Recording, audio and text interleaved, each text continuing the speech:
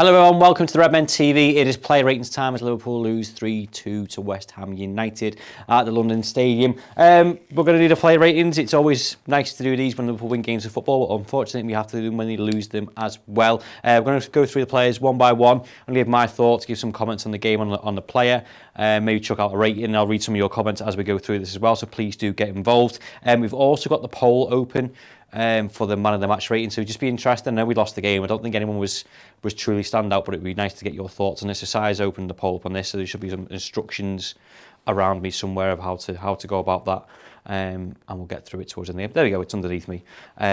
So we have to start with Alisson Becker during that game, and I don't think he's going to get the best rating. And please don't do this as in like 0, -4, sell him, all that stuff. I'm not here to kind of overreact. I just want to give a good analysis on the player and on the game as we go through it as well. But he didn't cover himself in glory. Obviously, he goes down as a known goal for that first one. Could he have done better? Could he have a bit more, used his strength a bit more? Was it a free kick? Should have been unlucky? I've just watched it back there on Sky Sports. Jamie Carragher and all the other pundits just say it's not a free kick. He needs to do better. He needs to be stronger with his arm, with his fist, and just kind of get that clear, and just be a bit more assertive with the ball. The second goal, I think he can do a lot better for, whether he uses his feet, whether he just reacts a bit quicker.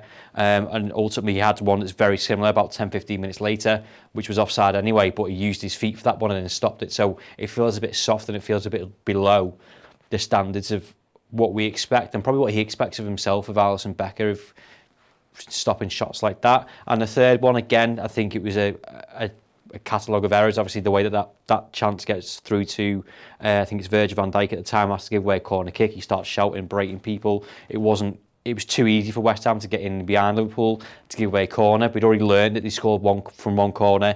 Declan Rice hit a header from another one, and then Zuma going around the back completely unmarked. People had switched off and left him there. Alisson Becker does his best. Again, he's been crowded out by Antonio and Rice and other players that are around him. Tries to react, tries to get there, goes to his back post, gets his arm off, but it's a good header. He doesn't get his arms up quick enough, and he's done. So please give me a rating of 1 to 10. I see people putting 2, 5. If you just give an individual player rating, you don't need to put the exclamation mark vote. Just give me a straight up number for what these players are. As I can see, some are still giving 4s, 12s. I think a 5 is, or 6. I'm going to give him a 5, to be honest, because the pen's not working, so I'm going to give him a 5 at all. Errol might need another pen here. Ali 1, 4, 2, 3, 6. Right, we're going to give him a 5. I think 5's about right and nothing that's too overreaction. Going to move on to Andy Robertson now. Give me a rating 1 to 10, just a number. I was going to assist me. Thank you very much. Now I've got 2 pens. Andy Robertson, a lot of frustration with Andy Robertson as that game kind of went on. I thought he got himself into the right positions. He found himself in bags of space. He was doing little give and goes with Sadio Mane. He was going around the back. He was overlapping. He was doing all the right things apart from that final ball, which I'll defend him on the sense of if there's loads of bodies in the box, yeah, it's very hard to pick out a man. Our transitional play at times I thought was too slow, so when he did get into the right areas, West Ham had got bodies back and got them into the box, but there are also lots of other times where it didn't beat the first man. And when you got very few opportunities, you need to make them count. You need to pick someone out. You need to at least get it past the first man, maybe the second man, being a bit hopeful in that sense as well. I also think he's fallen short of Kostas Tsimikas, because obviously everyone's seen his delivery, the way that he performed over recent weeks, that he hasn't really done anything wrong, and he put in a nice early cross for a lot of the time. So you got to direct your frustration at someone and at something. It was Andy Robertson for a lot of that time. So a bit of a mixed bag for Andy Robertson there. Someone says 4 for Robbo, 7 for Robbo, 5 for Robbo. 6. I think ultimately it's got to be a 5 or a 6 for Andy Robertson. I think he's just not a standout performance. And when you, again, as I said before, it's great getting into the right positions, but if you don't make things count, then ultimately what's the point? Virgil van Dijk, and another interesting one that's quite hard to mark, to be fair, because West Ham didn't create a lot of chances. I think the stat went up halfway through the game. I think it was at 1-1. And West Ham hadn't had a shot on target. They hadn't had a shot at all, which on paper looks great, but they'd scored one goal, obviously, from that corner. There's a couple of moments where he's one-on-one with Antonio, and he does that thing where he runs back towards the goal, and he just waits for him for the right moment, waiting for him to kind of engage with the ball, make a decision, so then he can kind of ush them off the ball. But I think it happened once or twice where it's certainly for the Fornals goal where you just think, go quicker, make your decision. You be in charge of that situation, and maybe he's in charge of that situation by running back. I'm not going to tell him how to defend, but it just felt like put your foot in, get the ball, show who's boss, and then you get on the counter attack. For what we did, so I don't think he did nothing wrong. Didn't do anything wrong. Sorry, it was bad English. But again, it's just some moments where I think he could have done a little bit better. Virgil van Dijk 8, 7, 9.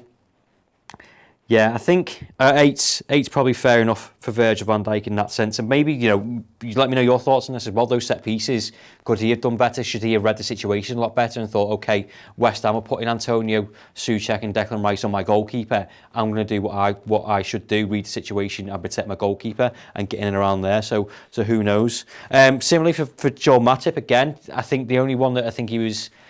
I won't say he was at fault for, but where he could have done it better was the Fornals chances. Obviously, Jarrod Bowen has gone through, and he's already gone past 2 people, and he's probably got Robertson, Van Dijk, and I think there's one other that's just in front of him. In fact, it might be Joel Matip, and then leaves Fornals completely open because Trent's up the other side of the pitch.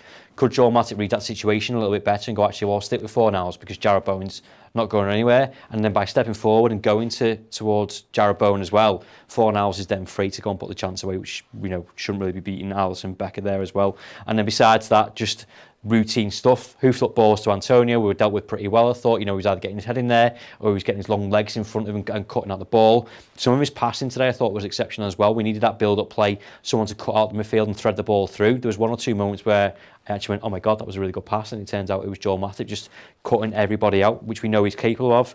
So Perry Chugwin says Virgil van Dijk should have controlled the box for the corners. Yeah, completely agree. 7 and 6 is coming in for Joel Matip. Yeah, I don't think 7's a bad result for Joel Matip, which is a bit mad actually, really, isn't it, when you conceded 3 goals? That the defenders there, I expect, will probably get the 2 highest results out of all of this during the game. So we move on to Trent now. Again, keep your thoughts and comments coming for Trent Alexander-Arnold. We're going to move on to now. Jeans 2311 says Trent Alexander-Arnold was supposed to pick up Fornals. Yeah, he was. Yeah. So again, I've just said Joel Matip. I'll criticise Joel Matip for that. I'll criticise Trent Alexander-Arnold in that instance as well, because, well, for that instance, for being behind the ball, behind the play, absolutely no chance of tracking his man and cutting him out, but also for that corner as well. A bit ball watching when Zuma comes in round the back. He should be either read the ball or read the play a bit better for me in that instance, which is a bit mad because also I thought getting forward, he picked up some good positions, particularly in the first half. It was always Henderson that was on that right-hand side, which was a bit bizarre, and he was being the overlap and he was helping out Mohamed Salah, whereas Trent picked up a lot more central positions and was able to kind of pick the ball up, look up, get his head up and pick the pass out. But the problem again that Liverpool had was the transitional play was too slow. So sometimes by the time he did get the ball, got it to feet, got his head up, West Ham had got everybody back, and his choices were getting thinner and thinner. And of course, he scores a wonderful free kick, really smart play again from set piece. We didn't do it, use our brains defending, but going forward, it's a tall wall. It's close to the West Ham goal. You're thinking probably chances are pretty slim here, trying to get it around Souček and Rice and everybody else that's in the West Ham team. But just, shift it right 2 yards to Mohamed Salah, put his foot on it, bend it round. Fabianski, absolutely no chance. It's a brilliant free kick, good time to score. Liverpool will get themselves back in the game. And you're thinking, okay, you might go on to for a win or at least a draw in that sense, and it never happened. Some proper mixed results coming in for Trent. We've got 7s, 6s, 7s, 8s. I'm going to give him 7.5 because I think some of his defensive work for the 2 goals that we conceded. I just think not necessarily directly his fault, but I think he could have done better in certain situations. Fabinho, I actually thought was immense today. And I'd hate to think what had happened if we never had Fabinho in that side today, actually. Constantly putting out fires, doing the defensive display. Souček and Rice, obviously physical players. And obviously West Ham looked to get the likes of Fornals, Bowen and Antonio in behind our midfield and onto the attack for our defence. So, we had several roles to play today. And I think, dropping off and being almost like a third defender at times during that game is what you need from him. Just kind of winning the ball back and then letting us go on the front foot. But ultimately it wasn't enough. I don't think he really did anything of note as either, to be fair. Dave Matthews says Fab gets an 8, whereas Perry Juggins says 6.5. The mad player ratings, aren't they? You can think one thing about a play and someone's got a completely alternate view of something. Fabinho 5, Fab 8, Fab 7. I'm just going to give him a 7 because I just think great, but nothing kind of outstanding. Let's do Jordan Henderson first, because again, you all mentioned I should switch those two around actually, shouldn't I? Because that's the way that the ball went. He was kind of like down here, just helping Salah out, going for the overlaps, getting crosses in. One or two crosses, decent. One or two of them were kind of like just not very well thought through. It's kind of like I'll just lump the ball into the box, and some of them were too high. And when you're dealing with the likes of Ogbonna, Zuma, Dawson, that were at the back for West Ham, and obviously he took Souček and Rice into there as well. Those lofted balls that are too high, you just got no chance of getting, particularly when you've got Mane, Jota and Salah, who aren't the best, although Jota is really good at heading the ball. Great energy, great pressing, great link-up play. Some of his technical ball skills actually today with quick feet, 1-2 with himself and going past someone was great. But again, that's all well and good, but you've not got the end product, you've not got the final ball, the crucial ball that Liverpool needed through that game, then what's the point, ultimately? Yeah, I was going to read some of your comments out now. Besides people just saying sell Ox. Let me know your thoughts on Jordan Henderson. Estan Kazinga says Hendo 7. Yeah, I think 7's probably fair enough for Jordan Henderson. Oxlade-Chamberlain, again, it's really hard because you've lost the game of football. I'm not looking for any scapegoats or to kind of slate anyone. I think his form of late has been good, and was the odd moment where I thought, you know what, actually he's got something about him. He was able to pick the ball up from deep. He does driving runs that we always associate him with. Great. I want to see that confidence on the ball. I want to see him back himself. I want to see him hurt the opposition defence. I think he did one, and he again, it's the final decision or the final ball, or just it seems to be the wrong one at every opportunity today for Liverpool. And he did one driving run, got into a great position, edge of the box, and he just chose to shoot, which is all well and good. I like the ambition, I like the intent, but he was straight at Dawson, and Liverpool then another attack has broke down, where I think we need to be a bit more thoughtful in what we're doing. Yeah, as Lucas says, Andrew McCann says Ox was the best in midfield, ? Ox 7, Ox 6, Ox was our best midfielder. Ox was pretty good, some good runs, I'd give him a 7. Ox was better, okay today. We're going to need Ox in January. Okay, well, let's give Ox, someone says 4, someone says 6.5. I'm going to give him a 7, I think.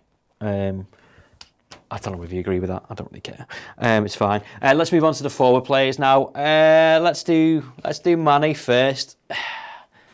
That chance at the end to make it 3-3, I can't help but be really disappointed in that. And I've seen the replay back, and I think it's Dawson that jumps up just in front of him, which may affect his vision and how late he sees that ball. Obviously, it's only just a couple of inches wide, but obviously that makes it 3-3 at that point, and Liverpool get themselves back level with West Ham.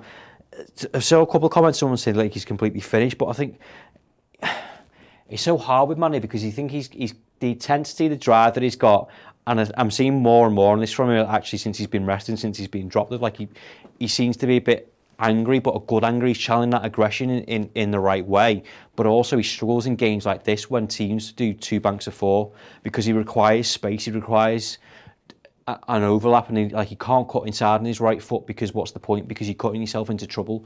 So I'm not necessarily sure whether that's directly his fault, whether it's directly a team thing, or maybe we should give credit to West Ham, which we've done several times today, because they've set up to nullify Sadio Mane. Mohamed Salah, I don't think had a lot of chances apart from 1 or 2 that he may have created himself. Obviously, he wins the free kick, which we'll come on to shortly.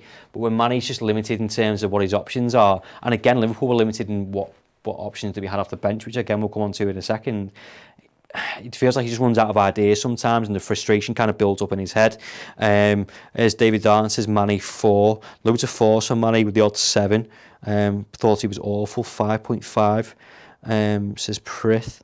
Dave Matthews, Mane 6. Yeah, Mane's just going to be I think 5.5 is pretty right for Sadio Mane in that sense. Diogo Jota, I think he had 1 header in the first half. Liverpool were pretty limited to chances, and then again that frustration with everybody else kind of just built up. He made some good runs, he got the ball to feet, but again it was ball to feet and your back's to goal, and you turn around and you're faced with people that are 6-7 foot tall. Where do you kind of go from there? I don't think he actually did anything that was kind of stand out for me during that game, but again, we said that during the game, during comms, during the pre-match, okay, if this isn't working out for you, if you can't get runs in behind, if our build-up play isn't quick enough and you're not getting into Jota in the right times, he thrives on the last man, running off the shoulder on someone and kind of getting in behind. He also thrives off crosses. The crosses are very difficult, as I said before, when everyone's 10 foot tall, but also if the ball from when we win the ball back up here from Antonio Fornells or Ben Rama, whoever it is that is up here,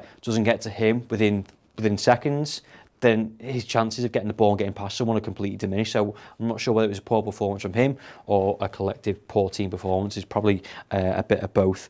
David Darton again, Jota 5. Jim and Jacob says 5. Yeah, nothing stand out of Jota, so I think that's probably a pretty easy 5 for him. Mohamed Salah, probably something pretty similar, to be fair. As I mentioned before, does really well to win that free kick. If I'm being a bit honest, I think it's a bit soft. But again, a great positioning, great ball that's played into his feet. And we're seeing this more and more from Mohamed Salah. He's kind of stopping with the ball, does a couple of little, not step overs, but drag backs with the ball. He's pulling defenders away and he's getting away from them at times. So he did that a few times, got himself into the box, did the same thing of drag backs, dropped the shoulder, lost a man, faced another man, did the same thing. And again, when West Ham are getting bodies and bodies back, his options are going to run out, and there's not a lot of choice that Salah had. So, again, not directly his fault, but again, we're looking for someone to score goals and games, and these are the lads that you want these opportunities to fall to. So, Mo didn't see much of the ball, says glitch adapt. Firmino was missed today. Yeah, all the options were missed. 6.5 to 7 for Mo. Mo 7. I think I'm just going to give him a 6.5, I think, because, again, not necessarily his fault, but I don't think he saw a lot of the ball, as the comment says. I've got 3 cards left and 3 players left as well. We'll start with Taki. Again, very limited time that he had on the pitch to affect it, to be fair. And again, this kind of says it all. When you want to win a game, Liverpool in the squad, when they're not injured, have so many better options than Taki and Minamino. But I will give him credit for his efforts defensively. There was certainly a moment during the dying few minutes of that game where he's tracking back, he's fighting and he's winning the ball. That's what I wanted to see from most of these lads during that game, and I saw it from him within inside 5 minutes, so he deserves a bit of credit for that. And again, his intensity, his energy that he had in the last 5 minutes, his little give and goes towards the left with Andy Robertson, I thought were good. But again, when you're putting hopeful crosses into the box, probably not the man that you're kind of looking for there. Taki's getting a 6 from loads of players. Yeah, 6 is fair enough for Taki. Divock Origi, who I was completely done with, wrongly or rightly. You might be the same at home. He came on as a substitute, and I thought, okay, sound, we just resigned ourselves to kind of losing this game. But you know what? Actually, credit to the man. He took his goal so well. First touch is absolutely brilliant. Gets it on a turn. First time shot. Fabianski has no chance. So, as much as I've slated him, when you want these people to kind of come on, you want them to affect the game. And if anything, I can't believe I'm saying this, the only argument you can have against Divock Origi is that maybe he should have come on earlier, because he showed everything that you wanted from him during that game. He obviously had another chance later on in that second half as well. So credit where it's due for Divock Origi. Some people have said that he probably was our best player on the day. Let me know your thoughts in the comments, and we'll do the man of the match shortly after. HG says Origi 7, Origi 8, yeah. Someone saying 10. I mean, to come on with minutes to go and affect the game, and scoring a goal, and in fact the goal was actually a pretty good goal as well, and it just goes to show that one chance that you need, that one bit of brilliance, that one bit of quick thinking, he did it and he scored a goal, and that's all Liverpool needed through the majority of that game, that these 3 lads and the lads in midfield couldn't do. And again, Thiago, everyone was screaming out, including myself and Errol, of going, okay, they're tough to break down, you know, that final pass, that final decision, as I mentioned many times, wasn't correct during that game. Who's the one person that you think can do that? And it was this man. Okay, he gave the ball away once or twice, because I remember he did it once because he was in the middle of talking about him and he gave it away. So Klopp has come out and said he's not had, you know, a decent enough build-up of pre-season. So I would have preferred that he started this game. Oxlade-Chamberlain, as you lot have said, wasn't terrible. But when you're looking to break down teams, which was the blueprint for last season, of a quick pass, a threaded pass, you know, just the right pass. The one person you associate that with is Thiago Alcantara. So again, the only frustration probably with both of these two is that they didn't come on sooner, or in fact start the game. Thiago, someone's given a 4. Perry Chugwin says Ross Thiago was a little too fancy with his passing, maybe. All Thiago has is passing, and he couldn't do that. Thiago 6 clearly isn't match fit. Yeah, exactly. Thiago 4. Okay, I'm going to give Thiago a 6. Probably should have done better, but again, like the comment said, and like Klopp said, he's not had a 3, 4, 5. I think Klopp said like 5 weeks of pre-season to kind of build himself up and get ready. So maybe he isn't match fit, but maybe he's the only person that we had to throw on at that point, and he forced to play him because we're short of options, obviously in midfield. So that is mine and your play ratings. If you don't agree with any of those, please do let me know in the comments. If you do agree with them, let me know in the comments. Do we have the man of the match? Sai won man of the match. Saki Minamino won man of the match. Fine, fair enough. Not the player that I would have gone for, but again, he comes on and shows that energy, that press, and that fight that we're looking for all these lads during the game. So as I said, stick around. I'm going to do the instant match reaction with Errol right now, which will be over on Redmen Plus. If you want to sign up for that now, you can get yourself a free month. So you get the instant match reaction, you get the final world tomorrow, you get around the league, you get a debate show, you'll get Neil Jones, you get a whole host of exclusive interviews, documentaries, and pre and post match content, which we do for a full month. You can get it on your native podcast app as well. There's instructions to do that once you've signed up. Just use the code Redmen Plus, all in capitals, and you get a 3 month of content on us. Yeah, that has been the player ratings, which oddly I enjoyed. Yeah, thank you very much, and stick around. I'll see you very soon. Ta-ra. Nice one for watching that. If you enjoyed that, get on to Redmen Plus. It's a Liverpool streaming service. It's Netflix for Reds. Over 30 brand new and exclusive interviews, documentaries and shows every single month. If you join as a club captain, you can have your name at the end of every single Redmen TV video. Join now, redmentv.com. You will not regret it.